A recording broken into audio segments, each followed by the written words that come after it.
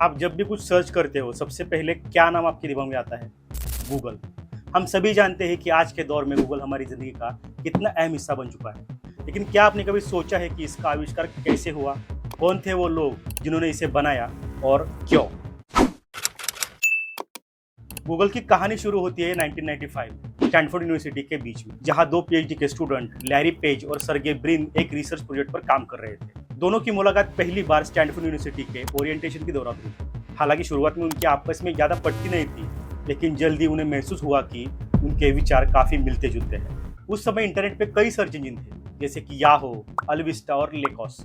लेकिन इन सब search engine का सबसे बड़ा प्रॉब्लम था कि ये सबसे रिलेवेंट रिजल्ट नहीं दिखाते थे। यूजर्स को वही इन्फॉर्मेशन जल्दी और आसानी से नहीं मिल सकती जो वो ढूंढ रहे हैं।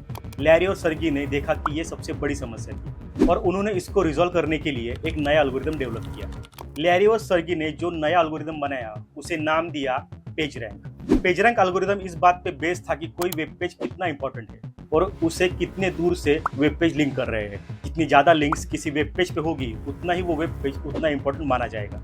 अब सवाल ये था कि इस नए सर्च इंजन का नाम क्या रखा जाए। लैरी और सर्गे ने बहुत नाम सोचे, लेकिन आखिरकार उन्होंने इसे नाम दिया गूगल, जो गॉगल से इंस्पायर था। गॉगल एक मैथमेटिकल टर्म है जिसका मतलब है एक के बाद 100 जीरो। 1998 में लैरी और सर्गे ने गूगल को ऑफिशियली लॉन्च किया और उस समय ये सिर्फ एक रिसर्च प्रोजेक्ट था। उन्होंने अपने पहले सर्वर को एक गैरेज में इंस्टॉल किया और यहीं से गूगल की शुरुआत मानी जाती है। स्टैनफोर्ड के दोस्तों और इन्वेंटर्स ने इसमें काफ़ी इंटरेस्ट दिखाया और धीरे धीरे गूगल को फंडिंग मिलना शुरू हुई। 1999 तक गूगल का नाम हर जगह फैलने लगा था। गूगल की सबसे बड़ी सफलता तब आई जब उन्होंने अपना एडवर्ड प्लेटफॉर्म लॉन्च किया। एक ऐसा सिस्टम था जिसमें कंपनीज और बिजनेस अपनी एड्स को शो कर सकती थी और केवल तभी पे करती थी जब कोई उन एड्स पे क्लिक करता था। ये वही मॉडल था जिसने गूगल को फाइनेंशियली मजबूत किया और आज भी गूगल्स की मेजर रेवेन्यू इससे ही आती है।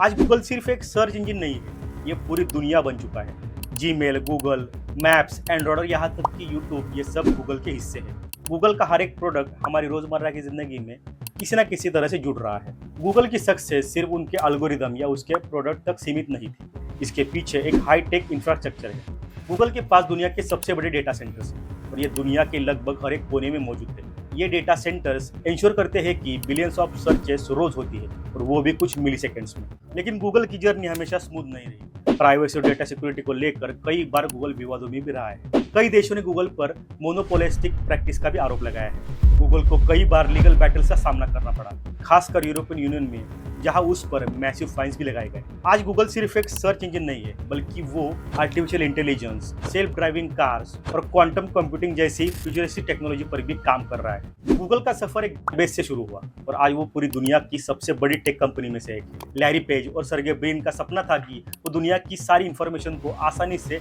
एक्सेसिबल बनाए और वो आज इस सपने को हकीकत में बदल चुके हैं। गूगल ने ना सिर्फ हमारी डिजिटल दुनिया को बदल दिया है, बल्कि हमारी सोचने और काम करने के तरीकों को रिडिफाइन कर दिया है। तो ये थी कहानी गूगल के आविष्कार की। अगर आपको वीडियो पसंद आया तो लाइक और शेयर करना मत भूलिए और अगर आप नए हैं तो हमारे चैनल को सब्सक्राइब करना ना भूलिए। मिलते हैं अगले वीडियो में, तब तक के लिए keep searching and keep exploring. Thank you.